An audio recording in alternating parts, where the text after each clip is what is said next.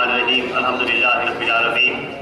قاری جناب محترم المقام مولانا سید احمد پاشا قاضی صاحب معتمد عمومی رکن اسمبلی کلید مجلس اتحاد المسلمین، قاری جناب محترم المقام محمد معظم خان صاحب، قاری جناب محترم المقام محمد جعفر حسین میرا صاحب موجود اراکین اسمبلی مجلس اتحاد المسلمین، قاری جناب محمد یمین خان صاحب معتمد استقبالیہ، برادر مصباح صاحب، محمد سلیم صاحب، عدنان صاحب، محمد مبین صاحب معزز کارپوریٹرز مجلس اتحاد المسلمین، دائز پر بیٹھے ہوئے دیگر معزز حضرات، بزرگان ملت و نوجوان ساتھیوں، جیسا کہ آپ تمام حضرات جانتے ہیں کہ کلید مجلس اتحاد المسلمین کے زیر اہتمام ہر سال دل سے یاد قائد ملت کا انعقاد عمل میں لایا جاتا ہے۔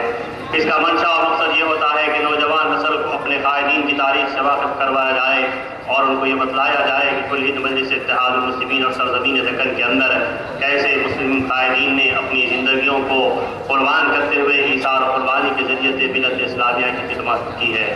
نواب محمد بہادر خان صاحب ایک عظیم المرتب شخصیت تھی جو سرزمین دکن کے اندر اپنے خطابت کے ذریعے سے مسلمانوں نے دکن ہی نہیں بلکہ ہند کو ایک پیغام دیا۔ ہر قوم و ملت کے اندر چند ایسی شخصیتوں کا ظہور ہوتا ہے جو سرمایہ افتخار بن کر تاریخ کی زینت بن جاتی ہیں۔ جہاں سرزمین دکن کے اندر کئی بے شمار شخصیتوں کا جنم ہوا، وہیں ایک جاگیردارانہ خاندان کے اندر محمد نصیب یار حسن صاحب کے گھرانے 5 فروری 1905 کو محمد بہادر خان صاحب کا جنم ہوا۔ آپ کی والدہ محترمہ سلامن خاتون صاحبہ آپ کی ولادت کے 7 دن کے بعد انتقال کر گئیں، اور اس کے بعد آپ کی دیندار نیک خدا ترس خاتون نانی جان فتح بند خاتون صحابہ نے حضرت محمد بہادر خان کی تعلیم و تربیت و پرورش کی ذمہ داری سنبھالی، اور مسلسل 14 برس نانی جان کی زیر سرپرستی محمد بہادر خان صاحب کی تعلیم و تربیت کا سلسلہ جاری رہا۔ آپ نے عالیہ آل سینس دارالمفید الانام سے تعلیم حاصل کی، باضابطہ قرآن کی تعلیم، تفسیر، ترجمہ، درس اقوال تاریخ اسلام کے الگ الگ اساتذہ نے آپ کو تعلیم دی۔ انگریزی کی تعلیم اردو اور تیلگو اور ہندی زبانوں پر بھی قائد ملت کو فارسی پر بھی عبور حاصل تھا۔ مسلسل 14 برس تک آپ کی تعلیم و تربیت کا سلسلہ جاری رہا، اور آپ نانی جان کی نگرانی میں آپ تربیت و تعلیم حاصل کرتے رہے اور ذہن سازی ہوتے رہی۔ ایک مرتبہ آپ کی نانی جان نے آپ سے تمام گفتگو نہیں کی تو قائد ملت سے کہا کہ نانی جان آخر کیا بات ہے کہ آپ نے مجھ سے گفتگو نہیں کی؟ تو نانی جان نے فرمایا کہ بہادر خان، تم نے آج کلام اللہ سے درس کو تعلیم حاصل نہیں کی بلکہ تم نے کلام اللہ کی تلاوت نہیں کی، میں اس لیے تم سے گفتگو نہیں کرتی۔ ایک مرتبہ خود قائد ملت نے فرمایا تھا کہ 14 میرے اندر آج جو کچھ ہے وہ ان 14 برس کی تعلیم و تربیت کا نتیجہ ہے۔ پھر ان 14 برس کے بعد آپ کی نانی جان کا انتقال ہوا، اور جب قائد ملت کی عمر 18 برس کی ہوئی تو آپ کے والد محترم کا بھی انتقال ہو گیا۔ اتنی کم عمری کے اندر تعلیم و تربیت کا سلسلہ جاری رکھتے ہوئے ایک جاگیردار ہونے کی حیثیت سے جاگیر و منصب کی ذمہ داریاں، دین و اسلام و قوم و ملت کی خدمت کا جذبہ، تفسیر قرآن، سیرت النبی، درس اقوال اور تاریخ اسلام کی طرف گہری روشنی رکھتے ہوئے کلام اللہ نے، سیرت النبی نے اور کلام اقبال نے آپ کی روح کو تحفہ دیا تھا اور قلب کو گرما دیا تھا۔ جس وقت قائد ملت دین و اسلام و قوم و ملت کی خدمت کے لیے اٹھے اپنے زور خطابت کے ذریعے، اس وقت منقسم ہندوستان میں انگریزوں کا راج تھا، جہاں پر مہاتما گاندھی، پنڈت جواہر نہرو، مولانا ابو کلام آزاد، علی برادران، محمد علی جناح، سبھاش چندر بوس، وویکانندا جیسے بڑے بڑے قائدین آسمان ہند پر ابھر کر آ رہے تھے، وہیں سرزمین دکن کے اندر قائد ملت نے اپنے زور خطابت کے ذریعے سے مسلمانوں نے دکن کو اٹھانے کی کوشش کی۔ سرزمین دکن کے اندر مسلمانوں کا یہ عالم تھا، سلطنت آصفیہ کی حکمرانی چل رہی تھی، نوابزادے نرم بستروں پر گرم لحاف اوڑھے خواب غفلت میں سو رہے تھے، کہیں کبوتر اڑائے جا رہے تھے، تیتر پتنگ لڑائے جا رہے تھے، کہیں شطرنج کی بازیاں کھیلی جا رہی تھی تو کرم ناچ گانے کے محفلیں سجائی جا رہی تھیں۔ خواب غفلت میں سوئی ہوئی قوم کو جگانا کوئی معمولی بات نہ تھا، چٹان کا سینہ چیر کر پانی نکالنے کے برابر تھا۔ اس وقت ایسے وقت میں قائد ملت نے اٹھ کر مسلمانوں کو آواز دی کہ اے مسلمانوں اٹھو، تم اللہ کی عبادت کرو، اللہ کے بندے ہو، سرکار دو عالم صلی اللہ علیہ وسلم کی غلامی کرو، تم نبی کریم صلی اللہ علیہ وسلم کی امت ہو۔ بندوں کی غلامی سے چھٹکارا دلانے کے لیے قائد ملت نے زور خطابت کے ذریعے سے مسلمانوں کو آگاہ کیا۔ تاریخ لکھتی ہے کہ جب آپ تقریر فرماتے اور سیرت النبی اور کلام اللہ کا ذکر کرتے تو ایسے محسوس ہوتا کہ انوار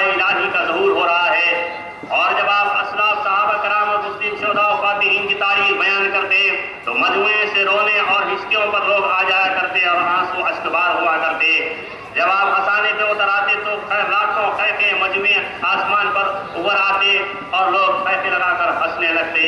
قائد ملت نے اپنی خطابت کی دار و علم کے ذریعے سے مسلمانوں کو جگایا اور اٹھایا۔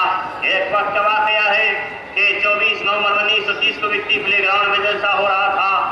وقت کے بادشاہ میر عثمان علی خان کی دور خطابت کے بارے میں تعریف سن کر کئی مرتبہ بیگم منزل کو تقریر سننے آئے، اور جب وکٹری پلے گراؤنڈ کے اندر تشریف لائے تو خارزمین دکن کا مسلمان حزب روایت غلامانہ ذہنیت کا حامل رہا۔ اس نے یہ محسوس کیا کہ وقت کا بادشاہ آیا ہے، کیا ہم مجھ کو اٹھ کر ساتھ سلام فرسی سلام کر کے اس کا استقبال کریں، یا بہادر یاردم کا خطاب سنے جو سیرت النبی پر بیان ہو رہا ہے۔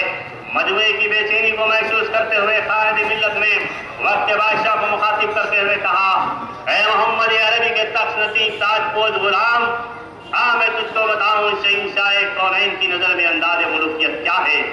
تمام مجموعے پر سکتہ طاری ہو گیا۔ یہ نواب زادے نے وقت کے بادشاہ کو کیا کہہ کر مخاطب کر دیا، اب پتہ نہیں کیا حکم جاری ہوگا، مجمع اور جلسے کا کیا عالم ہوگا۔ نواب میر عثمان علی خان بھی خود ایک باخود عاشق رسول غلام مصطفیٰ تھے، ایک عالم تھے، ایک مدبر، بادشاہ تھے عادل۔ وہ مسکراتے ہوئے اسٹیج پر آئے اور بیٹھ کر کہا، نواب اپنے خطاب کو جاری رکھیے۔ نواب صاحب نے اپنے خطاب کو جاری رکھا۔ فیصلہ جامع خطاب آپ سیرت النبی میں فرمایا کہ نواب میر عثمان علی خان نے اپنے زانوں پر مارتے ہوئے کہا، واہ نواب کیا کہا، واہ نواب کیا کہا، سبحان اللہ ماشاء اللہ کہتے رہے۔ اور دوسرے دن آپ کو محمد بہادر خان کو بہادر یار جنگ کا خطاب دیا، اور مسجد چوری کے اندر عید کے موقع پر آپ کو تقریر کے لیے دعوت دی۔ نواب بہادر یار جنگ کی تقریر سے متاثر ہو کر قوم ملت نے آپ کو قائد ملت لسان الامت کا خطاب دیا۔ جب نواب محمد بہادر یار جنگ رحمہ کی مہاتما گاندھی سے ملاقات ہوئی تو مہاتما گاندھی نے کہا کہ میں نے سنا ہے کہ آپ مولانا آزاد سے بھی اچھی تقریر کرتے ہیں اور آپ بہت دور اندیش اور دانشور قائد ہیں۔ مہاتما گاندھی نے دو سیب آپ کے سامنے رکھے، ایک چھوٹا اور بڑا، اور مسکرا کر کہا کہ نوش فرمائیے۔ قائد ملت نے ان سیبوں کو گھورا اور مسکراتے ہوئے چھوٹا سیب اٹھا لیا تو فرمایا کہ میں دیکھ رہا ہوں کہ آپ بھی الگ اسلامی مملکت کا قیام چاہتے ہیں۔ پھر اس کے بعد قائد ملت کی ملاقات محمد علی جناح سے ہوئی تو قائد اعظم محمد علی جناح آپ کو بہت چاہتے تھے اور قائد ملت بھی انہیں بہت چاہتے تھے۔ 1943 کے اندر ایک مرتبہ قائد اعظم نے آپ کو مالی مشکلات کا ذکر کیا تو دہلی کے اندر ایک ایسی جامع تقریر قائد ملت نے کی کہ اس تقریر کے اثر یہ ہوا کہ شرکائے جلسہ جو کچھ اپنے ساتھ لائے تھے وہ لا کر انہوں نے اسٹیج پر رکھ دیا، حتیٰ کہ خواتین اپنا زیور اتار کر چمچے لا کر اس امداد کے لیے قائد اعظم کو آپ کی تقریر پر دے دیا۔ جب سروجنی نائڈو آپ کو بہت چاہا کرتی تھی اور آپ کو اپنا بیٹا کہا کرتی تھی، جب رابندر ناتھ ٹیگور حیدرآباد کے دورے سے واپس آئے تو سروجنی نائڈو نے کہا کیا آپ نے حیدرآباد دیکھا؟ تو کہا ہاں دیکھا۔ تو کہا کیا آپ نے قائد ملت نواب بہادر یار سے ملا یا ان کو سنا؟ تو کہا رابندر ناتھ نے نہیں دیکھا نہیں سنا۔ تو کہا آپ نے حیدرآباد ہی نہیں دیکھا۔ جب رابندر ناتھ ٹیگور نے آپ کی تقریر سنی تو کہا کہ مجھے اردو نہ سیکھنے کا بہت افسوس ہے۔ عبد الماجد دریابادی علیہ رحمہ نے آپ کے اخلاق، آپ کے کردار، آپ کی سیرت النبی، اس کے رسول اور علم کو دیکھتے ہوئے اپنی نماز جنازہ پڑھانے کی وصیت فرمائی تھی۔ قائد ملت کو عظیم قائد و مدبر سیاستداں تھے، انہوں نے اپنی زندگی کے دو مقصد بنائے تھے، ایک اتحاد بین المسلمین، دوسرے تبلیغ اسلام۔ قائد ملت 1940 میں تیسرے صدر مجلس بین الاتحاد المسلمین جب بنے تو آپ نے 4 اضلاع کے اندر 16 صوبوں میں اور 19 تعلقات میں مجلس اتحاد المسلمین کی شاخوں کو وسعت دی اور کارکنوں کو مضبوط کیا اور یہ درج دیا کہ تم قرآن کی روزانہ کم سے کم 3 آیتیں تلاوت کرو ترجمے کے ساتھ اور اپنے اندر اخلاق و کردار پیدا کرو اور حق و صداقت پر قائم رہ کر دین و اسلام و قوم و ملت کی خدمت کرو۔ آپ 1926 سے 1944 تک جس وقت آپ کی عمر 22 برس تھی، 21 برس تھی، آپ انجمن مہدویہ کے صدر منتخب ہوئے اور 18 برس آپ انجمن مہدویہ کے صدر رہے اور وہاں عمارت اور ملکیوں کو تعمیر کروایا۔ پھر 1947 میں آپ نے انجمن تبلیغ اسلام کی بنیاد ڈالی اور 1947 سے 1932 تک 5 برس کے اندر 5000 غیر مسلمین کو دائرۂ اسلام میں داخل کر کے اپنے ہاتھ سے مسلمان کیا اور 1927 سے 1932 سے 5 برس کے اندر 24,000 سے زائد غیر مسلمین نے انجمن تبلیغ اسلام کے تحت دائرۂ اسلام میں داخل ہوا۔ یوں تو مسلمان کو کافر کہنا آسان ہے، اس میں ہے تم جو کافر کو مسلمان کر دے۔ قائد ملت نے انجمن تبلیغ اسلام کے ذریعے مسلمانوں کی خدمت کی، اور پھر آپ اتنے بڑے دراندیش شاعر تھے کہ قائد اعظم سے واضح انداز میں کہہ دیا تھا کہ اگر آپ پاکستان چاہتے ہیں تو پاکستان کا حاصل کرنا اتنا مشکل نہیں ہے جتنا پاکستان کو پاکستان بنانا مشکل ہے۔ پاکستان میں اگر اسلامی دستور حیات، اسلامی تعلیمی نظام، اسلامی معاشی نظام ہے تو ہمیں ایسا پاکستان چاہیے، ورنہ ہمیں ایسا پاکستان نہیں چاہیے۔ آپ نے اس وقت فرمایا تھا کہ فلسطین سے یہودیوں کا خالی کروانا اتنا آسان نہیں جتنا عربوں نے سمجھ رکھا ہے۔ ایک مرتبہ قائد اعظم قائد ملت تقریر فرما رہے تھے، اور تقریر کے دوران آپ نے فرمایا کہ جس دن میرے ہاتھ میں ہتھکڑیاں اور پاؤں میں بیڑیاں ہوں گی اور میرا جسم زخموں سے چور ہوگا، وہ دن میرے لیے عید کا ہوگا۔ تمام مجمع سے نعرے تکبیر اللہ اکبر کی صدائیں بلند ہوئی، اور سب نے ایک ہو کر کہا کہ ہم بھی یہی چاہتے ہیں، ہمارا بھی یہی مقصد ہے۔ تو آپ نے کہا کہ ٹھہرو مسلمانوں ٹھہرو، جو اپنے گھروں کو جاؤ، اپنی بیویوں کے تابناک چہروں کو دیکھو، اپنے بچوں کی مسکراہٹ کو دیکھو، اپنی معیشت و ذریعے روزگار کی تباہی و بربادی کا تصور کرو، اور پھر فیصلہ کرو کہ تمہیں کیا کرنا ہے۔ جو فیصلے جلد بازی میں کیے جاتے ہیں، دوسروں کی تقلید میں کیے جاتے ہیں، وہ آنی فانی ہو کر رہ جاتے ہیں۔ مجھے وہ لوگ نہیں چاہیے جو شجر ملت میں پھول بن کر مہکنا چاہتے ہیں، مجھے وہ لوگ چاہیے جو مٹی اور پانی کے اندر دفن ہو کر جڑوں کو مضبوط کرے اور رنگین پھول پیدا کرے۔ مجھے وہ لوگ چاہیے جو زمین کے اندر دفن ہو کر بنیاد کا پتھر بنے اور اپنے اوپر کھڑی ہوئی عمارت کی مضبوطی کی ضمانت دے۔ ایسے لوگوں کی مجھے ضرورت ہے۔ قائد ملت نے مسلمان نوجوانوں کو یہی تعلیم دی کہ سیرت النبی کی تعلیم حاصل کرو، سنت رسول پر عمل پیدا ہو جاؤ، قرآن پر عمل کرو، درس اقبال حاصل کرو، اور اقبال کے شاہین اور مرد مجاہد بنو۔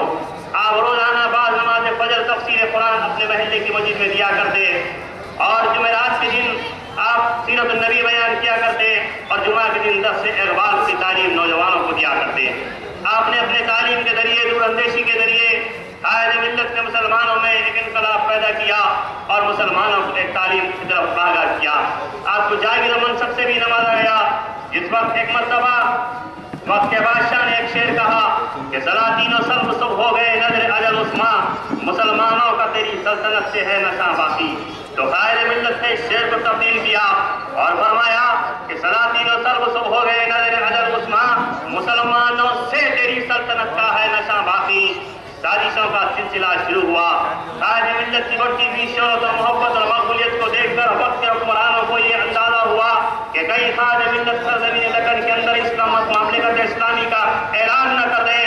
اور آپ نے یہ بات بھی کہی تھی کہ میں کرسی وزارت پر بیٹھ کر امور مملکت کے بارے میں سوچنے کے لیے نہیں، بلکہ بازار کا کوچہ گرد و غبار بن کر انسانوں کے دلوں میں قلوب کے اندر طوفان برپا کرنے کے لیے پیدا کیا گیا ہوں۔ یہ بات وقت کے لوگوں کو بری معلوم ہوئی اور سازشوں کا سلسلہ شروع ہوا، اور یہ بات بھی عثمان علی خان تک پہنچائی گئی کہ نواب صاحب کیا کہہ رہے ہیں کہ مسلمانوں سے تیری سلطنت کا ہے نشاں باقی۔ آپ کی سلطنت کو خطرہ لاحق ہو رہا ہے، لوگ چاہ رہے ہیں قائد ملت کو، لاکھوں کی تعداد میں ان کی آواز سننے جا رہے ہیں۔ لہذا سکندرآباد کے اندر 1943 میں ریسیڈنسی کے اندر سیرت النبی کے جلسے کی اجازت ملتوی کر دی گئی۔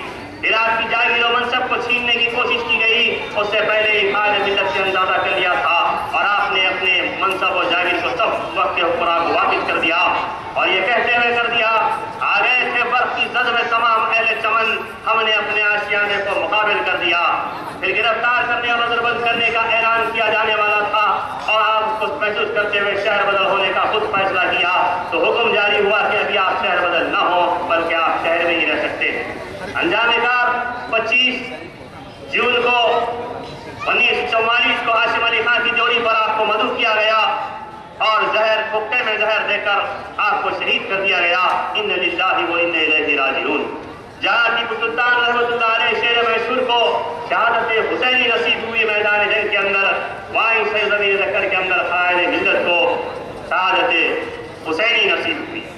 جہاں پر ٹیپو سلطان کو شہادت حسنی نصیب ہوئی، وہیں قائد ملت کو شہادت حسینی نصیب ہوئی۔ قائد ملت حق کو قائد تھے اور حق پر قائم رہا کرتے تھے، اور یقیناً قرآن مجید میں بھی یہی بات آئی کہ یا ایھا الذین آمنوا قولوا قولا سدیدا، اے لوگوں جو ایمان لائے ہو، ہر وقت حق بات کہو اور سچ بات کہو، چاہے حق بات اور سچ بات کہنے کی وجہ سے تم کو عہدے سے محروم ہی کیوں نہ ہونا پڑا، पड़े, तुमको जेल और बद की सोबतें ही इख्तियार करना क्यों ना पड़े, तुमको शहर बदल होना ही क्यों ना पड़े, लेकिन हक पर कायम रहो, हक बात करते रहो। यही तारीख फख्र मिल्लत के साथ भी दोहराई गई, यही तारीख सारा मिल्लत के साथ भी दोहराई गई, और यही तारीख आज नसीब मिल्लत के साथ भी दोहराई जा रही है।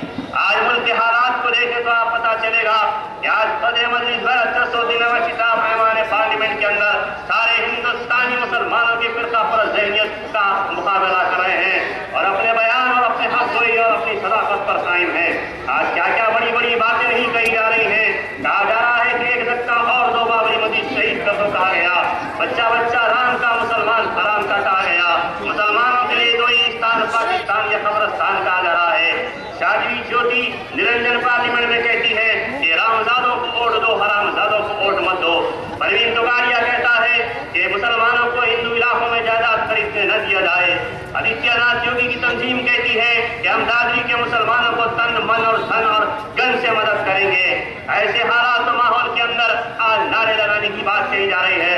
इस वक्त भी आज कुरैश मजलिस इत्तेहादुल मुस्लिमीन के मौजूदा सदर हक और सदाकत पर कायम है और अपना मौक़िफ़ और स्टैंड दुनिया के सामने पेश कर चुके हैं। तो ये जलसे से पैगाम यही है मुसलमान नौजवानों कि अपने अंदर अखलाक किरदार को पैदा करें और अपने अंदर सीरत नबी को तालीम को हासिल करके सुन्नत नबी पर अमल पैदा हो, कुरान मजीद की तालीम हासिल करें, दर्स अखबार हासिल करके मर्द मुजाहिद और मर्द आहल बनकर दीन और इस्लाम और कौम मिल्लत के लिए आगे बढ़ें। और आज की बात कहूँगा कि आज पानी के लिए आज सारा हिंदुस्तान परेशान है।